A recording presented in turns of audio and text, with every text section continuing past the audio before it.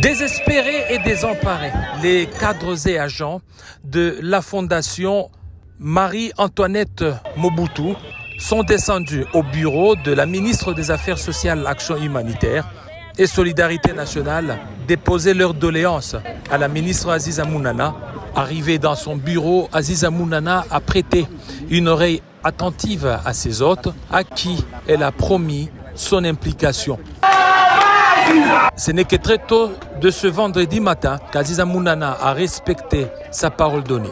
Descendu sur place, c'est un bâtiment totalement démoli que la ministre des Affaires sociales, Action humanitaire et Solidarité nationale, Aziza Mounana, découvre. Des agents et cadres sous la route empêchés d'accéder à leur lieu de travail. Un événement atypique, un citoyen du nom de Bahati, sans domicile, identifié à Kinshasa, prétend avoir la propriété du fonds, droit des propriétés acquis depuis 1978, selon ses dires, alors que la fondation a été créée en 1979. La ministre Aziza Mounana a attentivement écouté les agents et tous ceux qui disposaient des informations crédibles sur les événements pour qu'elle en cerne tous les contours. La concession aurait appartenu à l'Église catholique, selon la chef des divisions, à cette fondation sous tutelle du ministère des Affaires sociales. L'Église catholique a cédé 3 hectares au Bisotozoki. Individu moko azoya lobi eza lopango na ye asombi yango na 78 asombi auprès de qui? Cardinal Malula nde moto no pe Bisotozoki na wana.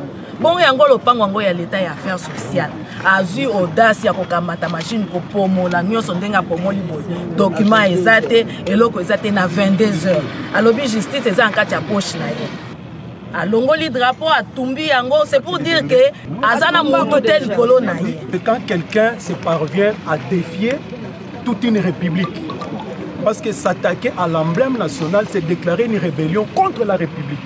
Et ça ne se passe pas dans la province, mais dans la capitale, au-dessus de toutes les institutions. Et si vous regardez sa démolition, il a commencé par le bureau du coordonnateur directeur qui représente l'autorité. C'est pour montrer combien il défie l'autorité. Alors que cette institution s'occupe d'une cause noble, parce que ce sont les démunis que nous soutenons. Nous avions un magasin ici où il y avait des vivres pour les orphelins. Tout est parti. Il y a 4 orphelinats qu'on devait ravitailler, mais tout est parti. Ce que nous demandons, non seulement que l'affaire soit clarifiée, on ne peut pas permettre à un individu de défier toute une république. Les engins sont venus de nuit et les prétendus propriétaires n'est jamais là.